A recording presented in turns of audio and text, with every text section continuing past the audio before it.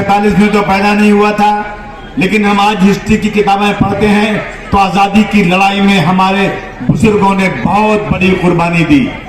अफसोस के साथ जो आज बैठे हैं सत्ता में, ये अंग्रेजों के तलवे चाटने वाले हमसे आज वफादारी का सर्टिफिकेट मांगने बैठे हैं। जिन्होंने जान देकर मैकदे की आबरू रख ली, जिन्होंने जान देकर मैकदे की आबरू रख ली, वही अब कतरे कतरे के लिए तरसाए जाते हैं। दोस्तों, 1947 में जब ये मुल्क आजाद हुआ, एक तरफ पाकिस्तान बना, एक तरफ हिंदुस्तान बना। उसके पहले जंग आजादी में हिंदू और मुसलमान कंधे से कंधा मिलाकर लड़ाई लड़ रहे थे।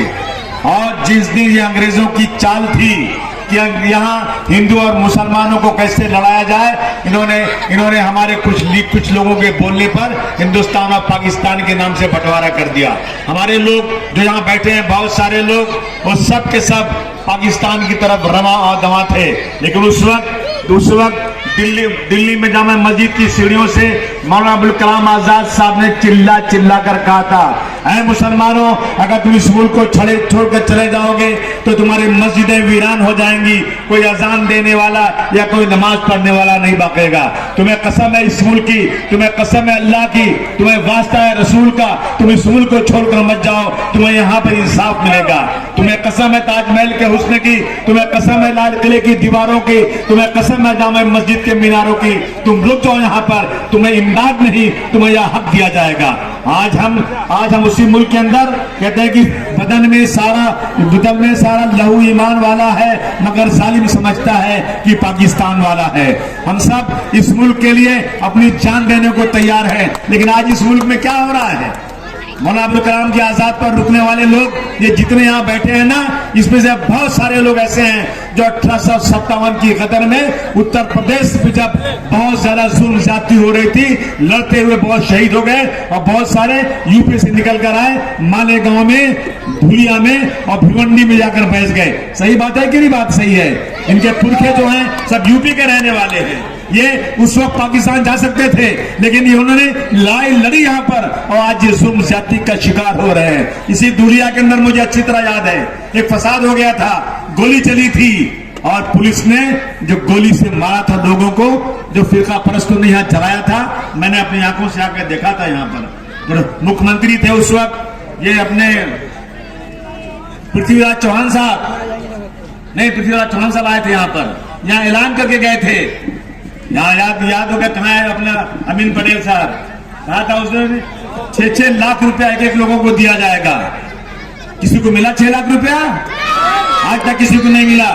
और जो घायल हैं उनको 3 लाख दिया जाएगा, कुछ लोगों को इलाज के लिए 50,000 दिया जाएगा, लेकिन किसी को 1 रुपया आज तक नहीं दिया गया। दोस्तों, आज क्या हो रहा है देश के अंदर? आज हमने पाकिस्तान मुर्दाबाद बोला और हमने हिंदुस्तान जिंदाबाद बोला। इसी हिंदुस्तान में हम आजादी के बाद सबसे पहला हमारे साथ जो दोगलापन, जो बेईमानी हुई, बाबरी मस्जिद के अंदर कहा गया रात को कि यहाँ पर रामलला प्रकट हो गए हैं। कोई प्रकट नहीं हुए थे। अगर उस वक्त के लीडरान ये जवाहरलाल नेहरू साहब ये तय कर लेते कि इन मूर्तियों को बाहर निकाल दो और यहाँ फसाद बर्बाद न होने पाए, लेकिन निकाला नहीं किसी ने। अभी एक फैसला आया सुप्रीम कोर्ट का, चीफ जस्टिस ऑफ इंडिया, जो सुप्रीम कोर्ट के सबसे बड़े जज होते हैं, जब उन्होंने फैसला लिखना शुरू किया तो उन्होंने कहा कि बाबरी मस्जिद के अंदर रात को मूर्तियां रखना एक क्राइम था, एक गुनाह था, एक गुंडागर्दी थी। उन्होंने कहा कि पूरी इंक्वायरी हो गई, लेकिन बाबरी मस्जिद के नीचे ऐसा कोई निशान नहीं मिला, ऐसी कोई प्रूफ नहीं है, इसका कोई एविडेंस नहीं है कि मंदिर तोड़ के कोई मस्जिद बनाई गई हो। और बताइए, धुलिया के लोग, आप सब मजहबी लोग हैं, आप जानते हैं अच्छी तरह से, क्या कोई मंदिर तोड़ के मस्जिद बनाई जाएगी तो उसे इस्लाम कबूल करेगा? कभी नहीं कबूल कर सकता। मैं इन फिरका परस्तों को बता दूं कि किसी की 1 इंच जमीन भी नाजायज लेकर कभी मुसलमान अब मस्जिद नहीं बना सकता। अगर बनाया तो उसे मस्जिद कबूल नहीं किया जा सकता। मुगलों के जमाने में कैसे ये हो सकता था कि मूर्ति तोड़ के मंदिर तोड़ के मस्जिद बनाई गई? जज साहब ने खुद कह दिया कि मंदिर तोड़ के मस्जिद नहीं बनाई गई, इसका सबूत नहीं है। उसके बाद उन्होंने कहा कि उसमें मूर्ति रखना एक क्राइम था, एक गुंडागर्दी थी। उसके बाद फिर कहा उन्होंने दूसरा जजमेंट लिखा। कितनी तालियां हमने बजाई कि साहब देखिए जज साहब कितने आदमी हैं, कितने अच्छे आदमी हैं, ये आस्था के नाम पर, किसी विश्वास के नाम पर फैसला नहीं करेंगे, ये सच्चाई बोल रहे हैं। उन्होंने कहा 6 दिसंबर 1992 को बाबरी मस्जिद जो शहीद की गई वो भी एक गुंडागर्दी थी, एक क्राइम था, एक क्रिमिनल एक्टिविटी थी। हमने और तालियां बजाई। मगर बाद में क्या हुआ? जज साहब ने बाद में कहा कि इस देश की अवाम मेजॉरिटी ये चाहती है कि वहां पर मंदिर बना दी जाए। वहां मंदिर बन गई, हमने चुपचाप उसको मान लिया। लेकिन मुझे बताइए कि संविधान में कहां ऐसा लिखा हुआ है कि मेजॉरिटी जो चाहेगी वही फैसला होगा? हमारा भारतवर्ष का संविधान कहता है एक तरफ 500 लोग हो, बहुत अमीर लोग हो, बहुत बड़े लोग हो, और एक तरफ एक गरीब आदमी हो जिसके पैर में चप्पल नहीं हो, और अगर कोर्ट में जाएगा फैसला अगर सच्चाई होगी तो 500 अमीर लोगों के खिलाफ और एक गरीब आदमी के फेवर में फैसला होगा। ये मेरे देश का संविधान कहता है। और जैसा आप कहते हैं कि ये फैसला जो है मेजॉरिटी के ऊपर किया जा रहा है, आस्था पे नहीं किया जा रहा है। किसके पास जाए हम बात करने को? क्या हो रहा है देश में आज? हद हो चुकी है दोस्तों, हद हो चुकी है। देश बर्बादी के कगार पर खड़ा हो चुका है। फिरका परस्ती अपने उरूज पर है। अभी आपने देखा होगा थोड़े दिनों पहले एक आफ्ताब नाम का शख्स, आफ्ताब पूनावाला नाम का शख्स ने एक लेडी को काट के फ्रीज में डाल दिया था। क्या नाम था लेडी का? श्रद्धा वालकर।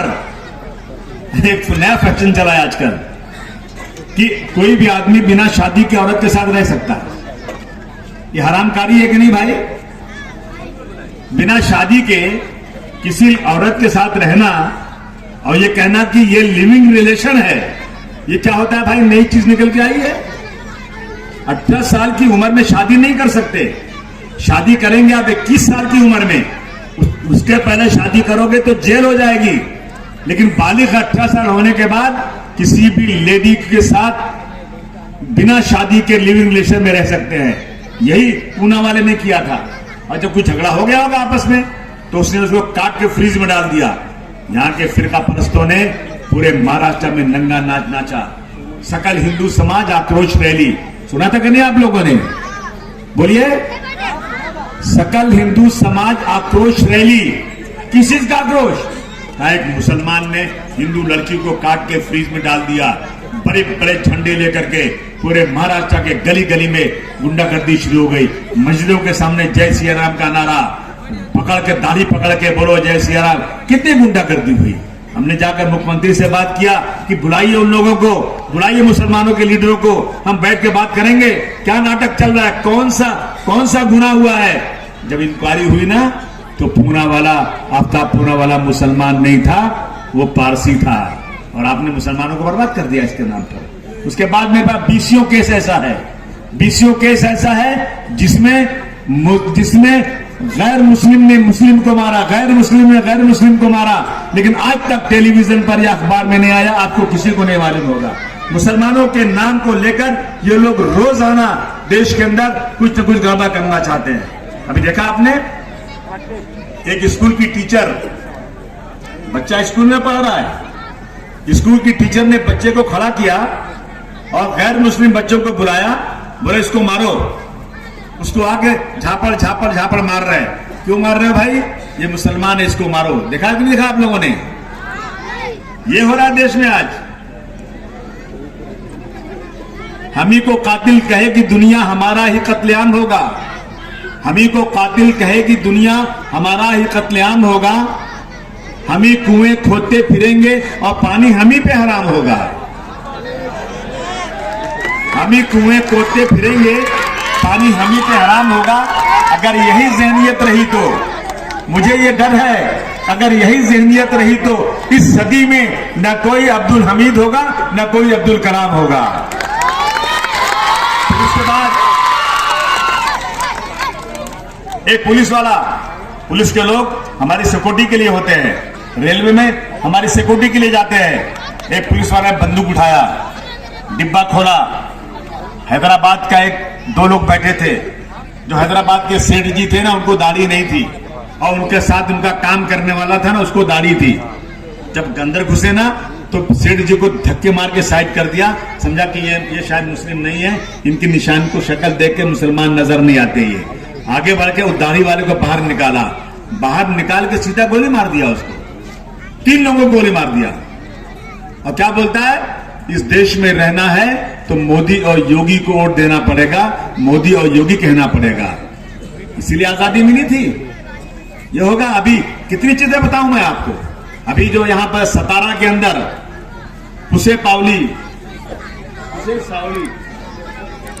पुसे सावली नाम का गांव कोई है, वहां पर एक लड़के का, मुस्लिम लड़के का मोबाइल हैक कर लिया।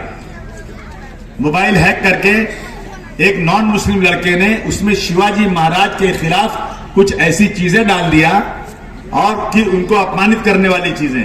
और उसके बाद क्या हुआ, 1000 लोग लगता है कि इंतजार में बैठे थे। इन्होंने गांव पे हमला करके तहस नहस कर दिया, इतना मारा लोगों को, लूटा फाटा, वहां पे घर जलाए। एक आदमी जो है नूरुल हसन शिकालगर नाम का इंजीनियर नया नया बना था, मस्जिद में नमाज पढ़ रहा था, मस्जिद में घुसकर उसका कत्ल कर दिया गया। उसकी बीवी 6 महीने की प्रेग्नेंट है, हामिला है। मैं सरकार से पूछना चाहता हूं कि इतनी बड़ी गुंडागर्दी के बाद क्या मुख्यमंत्री, क्या डिप्टी चीफ मिनिस्टर, क्या होम मिनिस्टर कोई गया हाल पूछने के लिए? क्या किसी ने 1 पैसे दिए वहां पर? क्या किसी ने 1 रुपये दिए? इसी तरह से उत्तर प्रदेश के अंदर ज़ियाउल हक नाम के एक ऑफिसर को एक भीड़ के अंदर गोली लग गई थी। अखिलेश यादव ने उस ऑफिसर ज़ियाउल हक की बीवी को बुलाया और उसको 25 लाख रुपए का हर्जाना दिया। और लोगों ने कहा कि आपकी अखिलेश भाई, आपने जिसकी बीवी को दिया है ना, ये अपने ससुर वगैरह को पैसे नहीं देगी। अखिलेश यादव ने दोबारा 25 लाख रुपया उनके परिवार को दिया। तालियां बजाइए आप लोग इस बात के ऊपर। एक वो सरकार थी। और उसके बाद मैं महाराष्ट्र की सरकार को इस माइक से बताना चाहता हूं कि 25 लाख रुपया उसकी बीवी को, उसके वालिदैन, उसके ज़ियाउल हक के वालिद को, और उसके बाद उसकी बीवी को एक शानदार नौकरी और उसको एक बंदूक लेके सिक्योरिटी दिया। ये उत्तर प्रदेश की सरकार ने किया था दोस्तों। यहां क्या हो रहा है आज? हम लगता है कि मुसलमान कीड़ा मकोड़ा हो गया है, उसकी तरफ कोई देखने को तैयार नहीं है। आज हम लोग यहां आए हैं और आपसे बात करेंगे। इलेक्शन आने वाला है, हम इलेक्शन में किसको वोट दें? कौन है हमारा? अगर मैं पिछले 2-3 फसादात हुए मालेगांव या धुलिया में, उसकी बात करूं तो सरकार कांग्रेस की थी, कांग्रेस ने कोई मदद नहीं किया। अगर मैं कहूं कि कांग्रेस की सरकार में 1992 का फसाद हुआ था, 2500 लोग मारे गए, 2,500-3 हजार करोड़ का नुकसान हुआ। उसके बाद एक कमीशन बैठा, श्री कृष्णा कमीशन। उस कमीशन में सारे हालात लिखे हैं। कांग्रेस की सरकार थी, कहा कि हम कमीशन को लागू करेंगे। आज तक कांग्रेस की सरकार ने कमीशन लागू नहीं किया। मैं आपसे बताऊं कि सिमी नाम की एक संगठन अलीगढ़ मुस्लिम यूनिवर्सिटी में बनाई गई थी 1970 में। सिमी का नाम लेना, समझ लेना कि कोई आतंकवादी का नाम लेना है। कोई गरीब आदमी का नाम लेगा ना तो उसको उठा के जेल में डाल देंगे। और सिमी पर प्रतिबंध लग गया, उनके सारे लोगों को जेल भेज दिया गया। बहुत साल से मुकदमा चला। लेकिन दोस्तों, दिल्ली की अदालत ने, एक गैर मुस्लिम लेडी जज ने 252 पेज का जजमेंट दिया और कहा कि सिमी के खिलाफ एक भी ऐसा सबूत नहीं है कि मैं इसके ऊपर और आगे जाकर इसको मैं कह सकूं कि इसके ऊपर जो है बैंड लगाया जाए। इसका बैंड आज से हटा दिया जाए, सिमी के लोगों को रिहा किया जाए, उनको अपना काम करने दिया जाए। दिल्ली में उस वक्त हमारे मिनिस्टर थे सलमान खुर्शीद साहब, जो इसके मिनिस्टर थे, लॉ मिनिस्टर थे। सरकार का ऑर्डर हुआ कि तुरंत जाकर अपील दाखिल कर दो सुप्रीम कोर्ट में। उस दिन से सुप्रीम कोर्ट में अपील दाखिल हो गई। आज तक सिमी का केस बोर्ड पे नहीं आया और सिमी संगठन को बंद कर दिया गया। उसी के सामने आरएसएस पे बैन लगा था फसादात के बाद। जब आरएसएस पे बैन लगा तो आरएसएस में गई हाई कोर्ट में और हाई कोर्ट ने कहा कि आरएसएस पे बैन लगाना वो गलत है, खोल दिया जाए। कांग्रेस के लोगों ने तालियां बजाकर स्वागत किया और अपील में सुप्रीम कोर्ट नहीं गए। फर्क क्या है दोनों में? और हम जो है, जब जुल्म ज्यादती होती है तो हम तो समझते हैं ये मुसलमान जाएगा कहां, वोट हमको ही देगा। ये हालात देश के आज हैं दोस्तों। इसलिए मैं आज आपसे कहने आया हूं, खुल के आपसे बात करने आया हूं कि हम कोई बदुआ मजदूर नहीं है किसी के। एक लीडरशिप पैदा कीजिए देश, यहाँ पर पूरे दुनिया की एक लीडरशिप पैदा कीजिए। बैठिए 100 लोग, 200 लोग, 500 लोग और तय कीजिए कि हमें किसको वोट देना है। और जिसको वोट देना है ना, एक आदमी बैठ के बात करेगा लीडरों से। अगर वो हमारी, और जिस दिन आपने एक लीडरशिप बना लिया, खुदा की कसम बीजेपी जैसी पार्टी आपके तलवे चाटेगी आकर के कि मुसलमानों का वोट देने के लिए ये इनके पास ताकत है, ये मुसलमानों को वोट दिलवा सकते हैं, ये आपके पास आएंगे और आपसे माफी मांगने के लिए काम करेंगे। लेकिन हम लोग क्या है, हम इन बातों को ख्याल ही नहीं कर रहे हैं। हम लोग अलग अलग खानों में बटे हुए हैं। मैं एक मिसाल है, एक इमारत है, इमारत के ऊपर फ्लैट बने हुए हैं। एक फ्लैट पर शिया, एक पर सुन्नी, एक पे देवबंदी, एक पे अहले हदीस, एक पे बरेलवी, एक पे पठान और एक पे अंसारी। न जाने कितने कितने नाम की तख्तियां लगाकर हम लोग उस फ्लैट की रखवाली कर रहे हैं। नादानो, फ्लैट को बाद में बचाना, पहले इमारत को बचाओ। इमारत पे हमला हो रहा है, अगर इमारत चलेगी तो फ्लैट का नामो निशान नहीं होगा। मैं आज दुनिया में अपने दिल का दुख बताने आया हूं दोस्तों। कुछ लोग लिखते हैं मस्जिदों में फलाने लोग नहीं आ सकते, मस्जिदों में ये नहीं आ सकते, इसकी नमाज नहीं। मैं उसे कहना चाहता हूं, कौम को बांटो मत। एक अल्लाह एक रसूल को मानने वाले हुजूर सल्लल्लाहु अलैहि वसल्लम ने जब मदीना शरीफ में जीजान से कोई यहूदी लोग आए, ईसाई लोग आए और आपसे कुछ राय मशवरा करने के लिए आए, जब शाम हो गई, खाने का वक्त हुआ, हुजूर सल्लल्लाहु अलैहि वसल्लम ने उन ईसाइयों को भगाया नहीं, उनको खाना खिलाया अपने घर से ला करके और उन्हें रहने के लिए मस्जिद नबी में जगह दिया। ये किरदार था इस्लाम का। और आज हम लोग मसलक के नाम पर एक दूसरे पर हमला कर रहे हैं। मैं हाथ जोड़ के गुजारिश करने आया हूं। आज मैं उलमाए के नाम के पैर के धूल के बराबर नहीं हूं, मेरी हैसियत नहीं बोलने की, लेकिन मैं इस जुल्म को देख रहा हूं, मैं मेरी कौम को बढ़ते हुए देख रहा हूं। इसलिए हाथ जोड़कर कहना चाहता हूं, अपने अपने मसलक पर रहिए, मुझे उससे कोई बात मतलब नहीं है। मैं इस बारे में कुछ बात करने के काबिल भी नहीं हूं।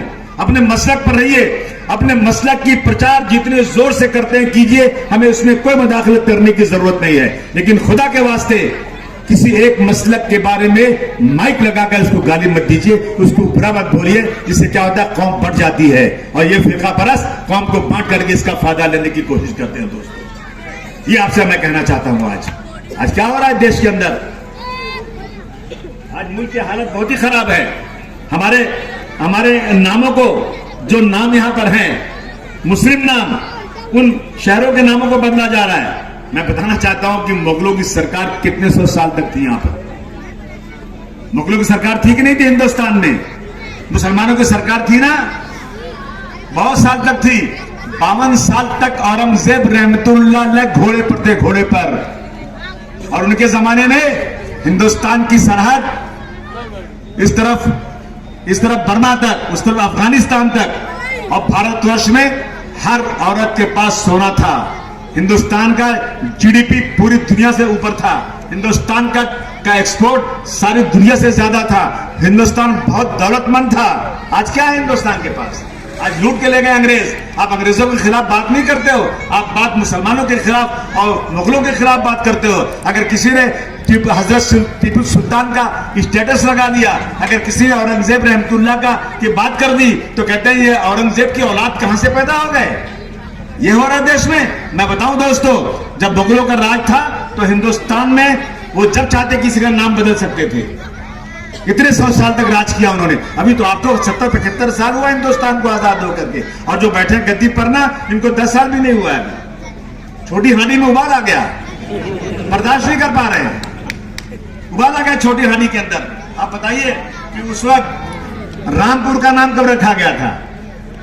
किसने रखा था नाम? रामपुर का नाम मुगलों के जमाने में रखा गया था। आप बताइए सीतापुर का नाम कब रखा गया था? मुगलों के जमाने में रखा गया था। उन्होंने नाम बदली क्या कोई? उन्होंने रखा नाम ये। अयोध्या किसने बसाया था? अयोध्या बसाने वाले वो भी मुगल ही थे, उन्होंने बसाया था। रामचरितमानस किस जमाने में लिखा गया था? मुगलों के जमाने में लिखा गया था। और आज महाराष्ट्र में सिर्फ 3 नाम है, 3। औरंगाबाद, उस्मानाबाद और अहमदनगर, ये 3 नाम है। बहुत तकलीफ है इनको। 2 नाम बदल दिए, तीसरा भी आज शायद बदल दिया,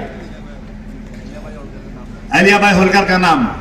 अरे भाई, जो सरकार में बैठे हैं ना, ये इनके पास कुछ काम नहीं, नाम बदल के मुसलमानों को जलील करके, बेइज्जत करके ये लोग गैर मुस्लिमों को खुश करके वोट लेना चाहते हैं। मैं समझता हूं इस मुल्क का हिंदू सेकुलर है, इस मुल्क का हिंदू जो है ना मुसलमानों से नफरत नहीं करता। सरकार जबरदस्त नफरत करवाने पे लगी हुई है इस मुल्क के अंदर। दोस्तों,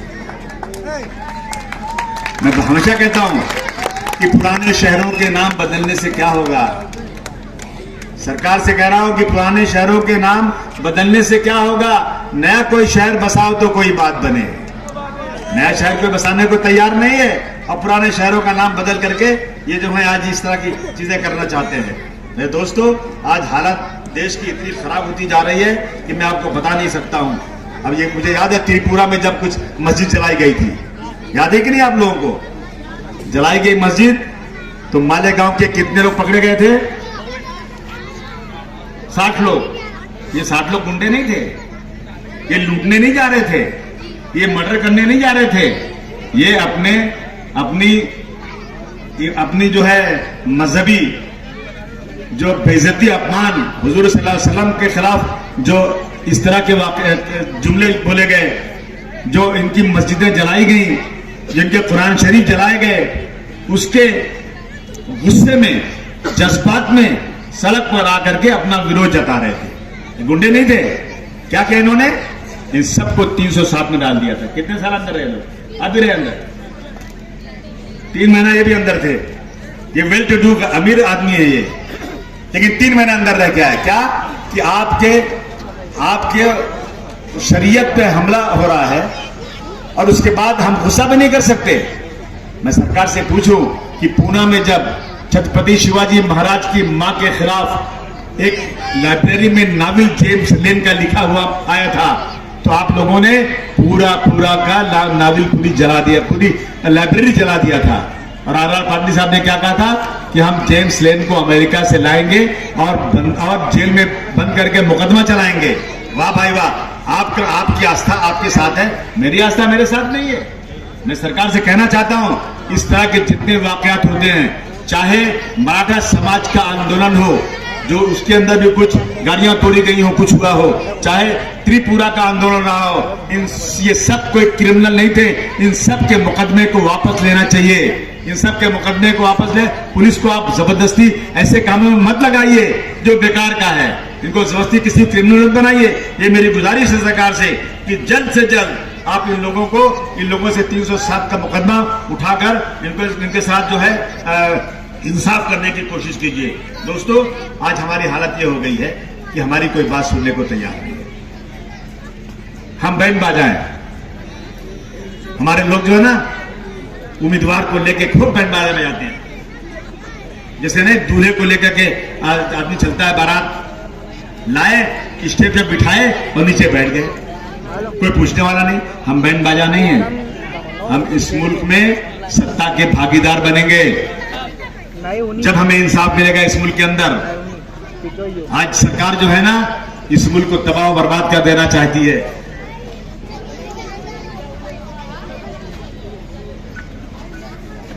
किसानों की आत्महत्या, एक तरफ फिरका पस्ती अरूज पे, एक तरफ किसान, एक साल में 3000 किसानों की खुदकुशी हुई महाराष्ट्र में। 3000 किसान जो गरीबी से मर गए। और उसके बाद लव जिहाद के नाम पर चारों तरफ गुंडागर्दी हो रही है, इंसाफ नहीं मिल रहा है। और ये सरकार मस्ती में है, बिल्कुल मस्ती में। पिछले 5 सालों में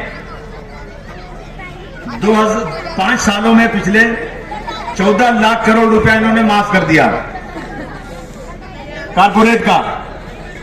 हम धुलिया, मालेगांव, भिवंडी, इचलकरंजी के लिए हम इनसे मांग रहे हैं कि बैंकों में छोटा छोटा कर्ज दो, ताकि ये बुनकर लोग जो हैं अपने माल को खुद बना करके बेचकर पैसा कमा सकें। ये किसी साहूकार का माल लाकर बनाकर उनको कपड़ा ना देना पड़े। वो यहाँ पर पूरा का पूरा कपड़ा रेडी करें। जिस तरह सूरत के अंदर बाजार में माल आता है, पूरी आप समझिए कि सूरत में माल खरीदने के लिए लंदन से, दुबई से, दूसरे मुल्कों से लोग आते हैं, सूरत जाते हैं और सूरत का माल लेके जाते हैं। हमारा माल यहाँ से कच्चा माल सूरत जाता है कि नहीं जाता? यहाँ से हमें हमें खास तौर पर धुलिया बहुत पिछड़ा हुआ है। धुलिया के अंदर मार्केट ऐसी बनना चाहिए और इतना मदद सरकार को करना चाहिए कि धुलिया के पावर लूम की हालत सुधर जाए और लोग जो है इज्जत के साथ रोजी रोटी कमा सके। आज धुलिया के मजदूरों के लिए कोई इनके पास कोई यूनियन नहीं, इनके पास कोई वो नहीं है। दूसरे जो मजदूर यूनियन है उनका जो है एक कमीशन बना हुआ है, उनका एक कमेटी बनी हुई है, उनको जो है बहुत सारी चीजें फ्री मिलती हैं। मैंने वादा किया यहाँ के लोगों से, इंशाअल्लाह आने वाले असेंबली के पहले मैं इस लड़ाई को लड़कर धुलिया के मजदूरों को इंसाफ दिलाने की पूरी कोशिश करूंगा। मेरा ये आप लोगों का वादा है इंशाअल्लाह। दोस्तों, हालात देश की इतनी खराब है कि मैं बताऊं आपको कि इन्होंने जो है देश की प्रॉपर्टी सब बेच डाली। एयर इंडिया बिक गया, फिरका परस्ती एक तरफ है और महंगाई देखिए आप क्या हो रहा है कि रेलवे बिक गया, एयर इंडिया बिक गई, ये जो है ट्रेन बिक गई, रेलगाड़ी बिक गई, एयरपोर्ट बिक गया, गोदी बिक गई, बड़ी बड़ी इंडस्ट्री बिक गई, कंपनीज बिक गई, नौकरी कहां से मिलेगी? मगर ये कुछ लोग जिनका रिजर्वेशन है ना, वो लोग सोए हुए हैं। रिजर्वेशन हमारा तो है नहीं, रिजर्वेशन जिसका वो सोए हुए हैं।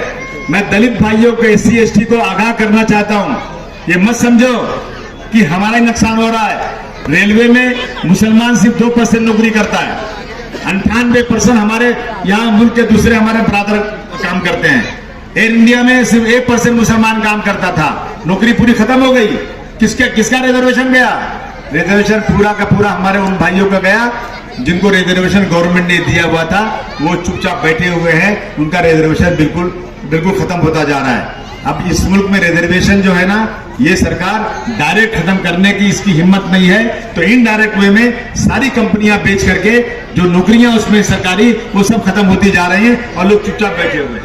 इसलिए मैं आज आह्वान करना चाहता हूं, देश के संविधान को बचाना बहुत ही जरूरी है।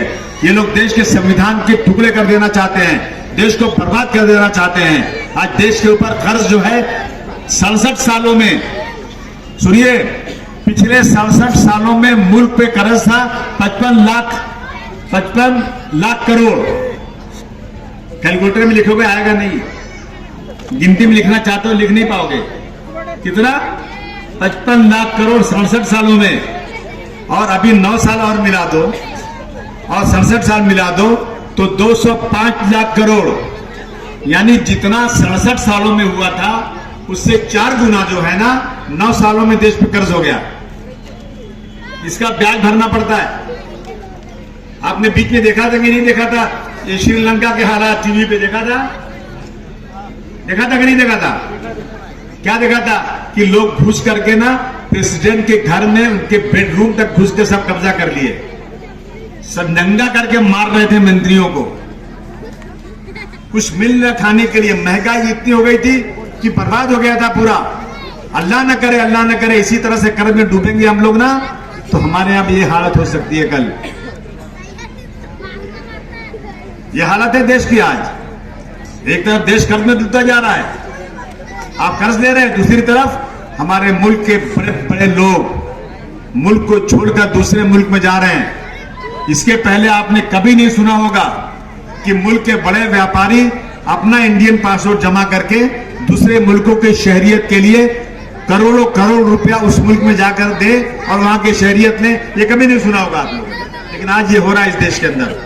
महंगाई बुरी तरह बढ़ रही है और हमारी सरकार कहती है कि हमने 25% गरीबी की रेखा से ऊपर उठ गए 25% लोग। आज भी सरकार का यह दावा है कि हम 80 से 82 करोड़ लोगों को राशन दे रहे हैं। किसको राशन दे रहे हैं? गरीबों को। तो जो 80 से 82 करोड़ लोग आज भी गरीबी रेखा में हैं, तो फिर देश तरक्की कहां कर रहा है? कैसे देश तरक्की कर रहा है? और हम लोग चुपचाप बैठे हैं। दोस्तों, हमें पूरी ताकत के साथ जुल्म के खिलाफ आवाज उठाना है और इस मुल्क में जो हमारा संविधान है उस संविधान की इज्जत करना है, उस संविधान को संभालना है, उसके लिए लड़ाई लड़ना है। डॉक्टर राम मनोहर लोहिया कहते थे कि जब सड़क सुनसान हो जाती है, सड़क पर कोई निकलता नहीं, सड़क पर कोई एहतजाज नहीं करता तो सांसद आवारा हो जाता है, संसद में अपनी मनमानी शुरू हो जाती है। आज कोई भी नेता सड़क पर उतरने को तैयार नहीं। मोदी जी कहते हैं कि 400 पार, कैसे मालूम हो गया उनको? 400 पार जाएंगे तो मालूम कैसे? तो मेरी राय है मोदी साहब को कि आप 400 पार जा रहे हैं ना, तो लोग कह रहे हैं कि ईवीएम क्या उसमें कुछ ना कुछ घोटाला है। तो आप एक काम कर दीजिए, आप प्रधानमंत्री हैं, आपके हाथ में पूरी मशीनरी है, आप 400 पार जा रहे हैं ना, तो अपने ऊपर उंगली उठाने वालों को अगर बंद करना चाहते हैं ना, तो आप ईवीएम को उठाकर फेंक दीजिए और बैलेट पे इलेक्शन कराइए। जब बैलेट पर इलेक्शन कराएंगे और 400 पार तो जा रहे हैं आप, फिर इस देश का एक व्यक्ति भी ये नहीं कह सकता कि ईवीएम की गड़बड़ी है। बराबर है कि नहीं बराबर है? बंद कर दीजिए ईवीएम। मुझे नहीं मालूम ईवीएम में गड़बड़ी होती है कि नहीं होती है, लेकिन मुझे मालूम है कि जिन्होंने ईवीएम बनाया, जो आज बहुत ही तरक्की याफ्ता मुल्क हैं, उन लोगों ने ईवीएम इस्तेमाल करना बंद कर दिया। तो पागल है क्या वो लोग? जिन्होंने बनाया, जिन्होंने इजाद किया, वो बंद कर दिया और आप इस्तेमाल कर रहे हैं। जब इस देश की जनता ये कहती है कि हमें लगता है कि ईवीएम में गड़बड़ी है, उसकी वजह से जीत रहे हैं, हमें ऐसा लगता है कि 400 पार का नारा देने वाले इसी बेस पर नारा दे रहे हैं, इसी बेस पे उनको इत्मीनान है कि 400 पार करेंगे कि शायद ईवीएम में कुछ गड़बड़ी कर दें। तो इसलिए न रहे बांस न बजे बांसुरी, खत्म कर दीजिए ईवीएम को, आप बातें खत्म हो जाएगी। तो इसलिए हम आपसे आज आए हैं कहने के लिए। दोस्तों, 2-3 चीजें हमें बहुत जरूरी आप लोगों से कहना है आज कि हालात कैसे सुधरेंगे। हालात सुधर सकते हैं, सुधरने का तरीका है। हमें कहा गया है कि जहां 2 लोग हैं, एक को अमीर बना लो। कहा गया कि नहीं कहा गया है? बोलिए। 2 लोग हैं तो एक को अमीर बना लो। और उसके पहले बताऊं मैं आपको, मौलाना अली मियां नदवी इस देश के बहुत जय्यद आलिम थे। अली मियां नदवी साहब ने कहा है कि इस मुल्क का पूरा मुसलमान 100%, 100% मुसलमान 5 वक्ता जमात का नमाजी बन जाए। इस मुल्क का 100% मुसलमान, 100% मुसलमान तहज्जुद गुजार बन जाए, तो भी अगर उसके अंदर सियासी शऊर पैदा नहीं होगा तो याद रखना ऐसा भी वक्त आ सकता है कि 5 वक्त की नमाज पे मुयस्सर नहीं होगी। यह अली मियां नदवी साहब का कहना है। इसलिए मैं आपसे कहना चाहता हूं कि हमें सियासी शऊर पैदा करना जरूरी है आज, वरना आने वाले दिनों में अल्लाह जाने क्या होगा। यहां पर हम ही शिकार हैं, सिर्फ सारे लोग हमारे ऊपर रोजाना कुछ न कुछ कर रहे हैं। अभी 2 दिन पहले बुल्डाना में एक रिक्शे वाले को एक पुलिस वाले ने उसको नीचे गिराकर उसके दोनों पैर पर खड़े होकर के जितनी ताकत से मार सकता था मार रहा था, और टेलीविजन पर दुनिया ने देख लिया इसको।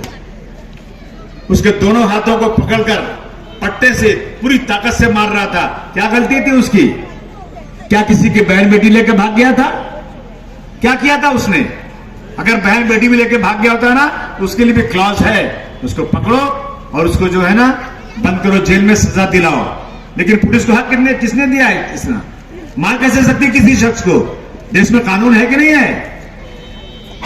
और मुसलमान बहुत आसान है, जब चाहो मार दो उठा के, कोई पूछने वाला नहीं है।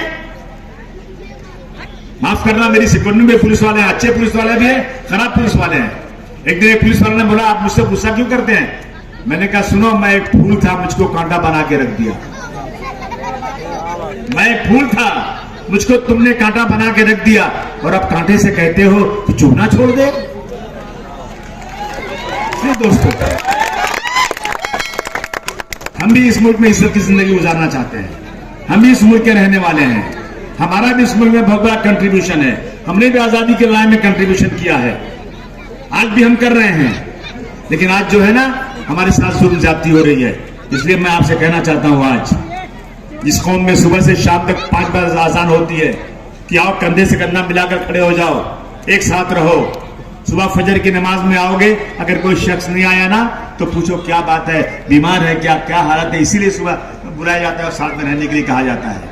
और 5 वक्त की नमाज एक मस्जिद में होती है, जुमा की नमाज एक बड़ी मस्जिद में होती है, ताकि ज्यादा लोगों से आपकी मुलाकात हो जाए और उनसे हाल चाल मिल जाए। और उसके बाद ईद की नमाज ईदगाह में होती है। इलाके के बहुत ज्यादा लोग वहां आते हैं ताकि एक दूसरे का हालचाल मिल सके। और एक नमाज होती है हरम शरीफ में, जहां पूरी दुनिया के मुसलमान आते हैं, एक दूसरे का हालचाल भी जाता है और हम यहाँ पर अलग अलग अपनी अपनी ढोल पीटते रहे हैं। एक काम कीजिए आप लोग, पूरे धुलिया की एक कमेटी बनाइए। देवबंदी, बरेलवी, शिया, सुन्नी, बड़े पढ़े लिखे लोग, टीचर्स, जो लोग भी सोशल काम में इन्वॉल्व हैं, उनको बुलाइए। कितने लोग होंगे? 500 होंगे, 1000 होंगे, उससे ज्यादा नहीं होंगे। कितने होंगे? इतने होंगे ना? बोलिए भाई जरा। 500 होंगे, चलिए और ज्यादा भी होंगे। उनको बुलाइए और बैठिए कि हमें धुलिया की हद तक इलेक्शन में क्या करना चाहिए ताकि हमारी इज्जत भी रहे। एक घर में अगर 10 लोग हैं, अगर 10 अपनी मनमानी करेंगे तो घर सही चलता नहीं। घर में जो बड़ा होता है, बाप है, माँ है, जो बड़ा है, वो जो कहता है तो ही घर अच्छा चलता है। धुलिया में हम सब एक साथ खड़े हो जाएं, एक कमेटी बना लें और उस कमेटी से राय बात करने के भाई हम लोग जो है ना अब अपने वोटों की वैल्यू को बनाएंगे। हम ऐसे ही किसी को वोट नहीं देंगे, हम मजबूर होकर वोट नहीं देंगे, हम बातचीत करके हमारी शर्तों पर वोट देंगे। हो सकता है कि नहीं हो सकता है? बहुत आराम से हो सकता है।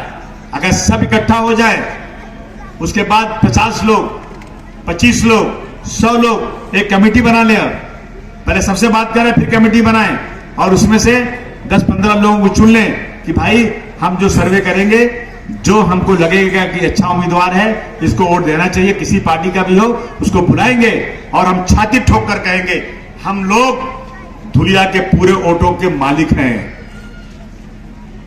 जब धुलिया के पूरे वोटों के मालिक बन जाओगे ना, तो जो 4% जिनके पास वोट है ना, ये जाकर वहां गिड़गिड़ाते हैं तुम्हारे पास तो यहाँ पर 20% वोट है, 15% वोट तो तुम्हारा धुलिया में खाली है कि नहीं है? अपनी ताकत बनाओ, खुद ही को कर बुलंद इतना कि हर तकदीर से पहले खुदा बंदे से खुद पूछे बता तेरी रजा क्या है। आप कीजिए ये।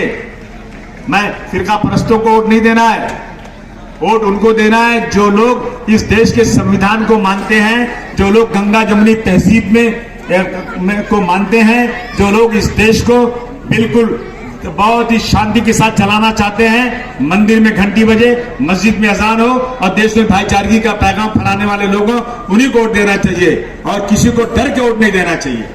मैं पूछूं आज की कांग्रेस वोट मांगेगी हमसे? मांगेगी नहीं, आप दे देंगे क्योंकि देना ही पड़ा, कहां जाएंगे आप? लेकिन अपनी मर्जी से ऐसा मत दीजिए। उसे पूछिए कि 5% रिजर्वेशन हमको क्यों नहीं दिया? 5% रिजर्वेशन तो पास किया था आपने, उसका नोटिफिकेशन आप लोग लाए थे और उसके बाद कोर्ट ने कहा कि 5% मुसलमानों के एजुकेशन में तुरंत दे दो। आपने 16% मराठा जो कोर्ट ने कहा कि नहीं दे सकते, उसके बारे में सबने बड़ी मेहनत किया, 10% दे दिया। मुसलमानों को कोर्ट ने कहा दे दो। कांग्रेस सरकार 2.5 साल 3 साल तक उसकी सरकार बनी रही, लेकिन नहीं दिया रिजर्वेशन। तो ऐसी दे दें आंख बंद करके वोट? ऐसी मार खाते रहे?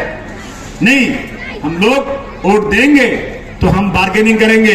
हमारा लीडर जो धुलिया का होगा वो सियासी लीडर नहीं होगा, हमारा लीडर धुलिया में वो होगा जो सबके सुख दुख में खड़ा होता होगा, जिसको किसी वोट की जरूरत नहीं है, उसे सिर्फ और सिर्फ अपने धुलिया की फलाह बहबूद के लिए काम करना होता है। ऐसा आदमी खड़ा होगा, इंशाअल्लाह ताला हमारी फतह होगी और हमारे सामने आकर गिड़गिड़ा का वोट मांगेंगे, हम उससे लिखा पढ़ी करेंगे, उसके बाद वोट देंगे। बोलो आप ऐसा कर सकते हो नहीं कर सकते हो? हाथ उठाकर बोलो मुझे धुलिया मारो आप। खुदा कसम अगर आपने ये किया ना तो बहुत अच्छा हो जाएगा। अरे देखो बच्चों, तुम लोग एक बात आखिर में कहना चाहता हूं जो बहुत जरूरी है, सुन लीजिए आप। है बेटा, प्लीज मेहरबानी करके सुनिए। वोटर लिस्ट में नाम सब लोग अपना डलवा दीजिए। 18 साल की उम्र के शख्स का जितने लोग हैं उन सब का वोटर लिस्ट में नाम हो जाना चाहिए। करो, तब जाकर के आराम से बैठो। और जब इलेक्शन आएगा ना तो हाथ जोड़ के कहना चाहता हूं, जिस दिन इलेक्शन होगा ना उस दिन घूमने मत जाना। ये हथियार है आपका। आने वाला दिन नहीं मालूम कैसा होगा। मैं आपको अभी से आगाह करना चाहता हूं, मैं समाजवादी पार्टी के लिए वोट मांगने नहीं आया हूं आपसे। आज मैं आज को बताने आया हूं कि आप अपना वोटर लिस्ट में नाम डलवाइए और आने वाले वोटिंग के दिन सभी लोग अपना अपना वोट दीजिए। 100% वोट दे दीजिए। जो लोग बाहर गए उनको बुला लीजिए। जिनका इंतकाल हो गया है ना, उनका वोट फिरका परस्त जाकर दे देते हैं। जो बाहर चले गए ना, उनका वोट भी वो लोग दे देते हैं और हम लोग सोए रहते हैं। हम लोग 11 बजे जाते हैं। मुस्लिम इलाकों में क्या हो रहा है, रात को लड़के, नौजवान लड़के रात को ये दुकान पे, वो दुकान पे, वो नाके पे, वो जगह बैठे रहते हैं। फजर की नमाज हुई ना, अजान हुई तो बोले घर जाते हैं। ये बंद होना चाहिए।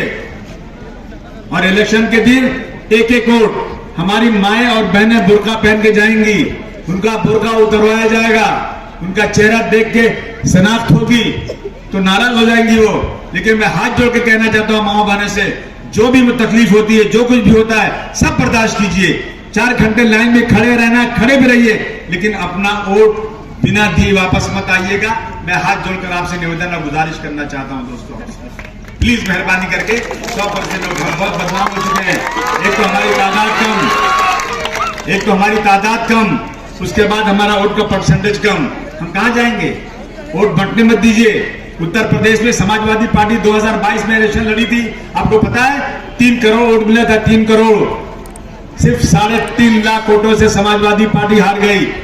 अगर उत्तर प्रदेश में 2022 में 3.5 लाख वोट और मिल गया होता ना, तो समाजवादी पार्टी की सरकार होती ना, तो ये फिरका परस्तों की नानी याद आ जाती। पूरे देश में ये ढीले पड़ जाते, पता नहीं चलता। हमारे नौजवान खड़े हो जाते हैं, कहां से पार्टियां आ जाती है।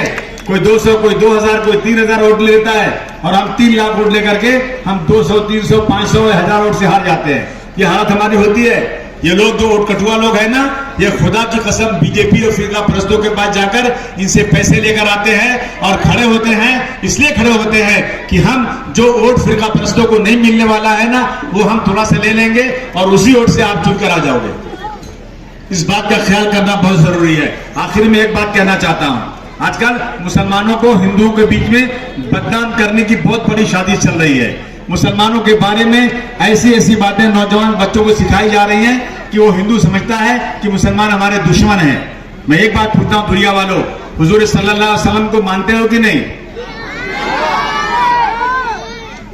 सभी हाथ उठा के बोलो, मानते हो कि नहीं? मैं गुस्ताखी कर रहा हूं, आपसे हाथ उठवा रहा हूं, लेकिन प्लीज उनके लिए जान दे सकते हो? आप बताइए, आप जान दे सकते हो उनके लिए? उनके कहे को मान सकते हैं हम लोग? अरे रुकना बच्चे लोग, तुम लोग तो हाँ कर रहा है बेचारा। मैं बुजुर्गों से पूछता हूं, नौजवानों से पूछता हूं कि उनके कहे हुए कामों को पूरा करने की कोशिश कर सकते हो? जोर से बोलिए। उन्होंने कहा था कि अपने पड़ोसी के साथ अच्छा सलूक करो। और पड़ोसी कौन? 40 घर आगे, 40 पीछे, 40 बाएं, 40 दाएं, यानी 40 के सर्कल में जितने घर है ना, वो पड़ोसी हैं। और अगर मुसलमान को इतना कुछ है कि वो इज्जत से खा सकता है, इज्जत से रह सकता है, लेकिन उसका पड़ोसी भूखा है, पड़ोसी कोई भी हो, किसी जात का भी हो, तो वो मुसलमान नहीं है। यहां तक कहा है, ये नहीं कहा कि गुनहगार है, ये कहा कि वो मुसलमान ही नहीं हो सकते। तो मुझे बताइए कि क्या दुनिया के लोग आज से काम कर सकते हैं? कर सकते हैं? तो आप एक काम कर सकते हैं, आज के बाद आपके इलाके में 40 घर में जो भी हिंदू भाई आते हैं, उनसे जाकर कह दीजिए आप कि आपको रात को खून की जरूरत पड़े, आपको रात को किसी काम की जरूरत पड़े, आप किसी गैर मुस्लिम को मत बुलाइए। हम मुसलमान हुजूर सल्लल्लाहु अलैहि वसल्लम के हुक्म मुताबिक आपके लिए अपनी बदन का खून देने को तैयार हैं। कर सकते हैं कि नहीं कर सकते हैं? जेनोसाइड, यानी जेनोसाइड मतलब बहुत ज्यादा लोगों को मार देना। जेनोसाइड कमेटी जो अमेरिका में है, उसका हेड कहता है कि भारतवर्ष जेनोसाइड की तरफ बढ़ रहा है। 8 कदम बढ़ चुका है, 4 कदम बाकी है। हिंदुस्तान में खून की नदियां बह जाएंगी। वो शख्स कहता है मैंने 5 मुल्कों के बारे में पहले पेशिंग गोई दी थी, 5 मुल्क में लाखों लाखों मुसलमानों को गोली से भून दिया गया, उनकी औरतों को रेप किया गया, बर्बाद कर दिया गया।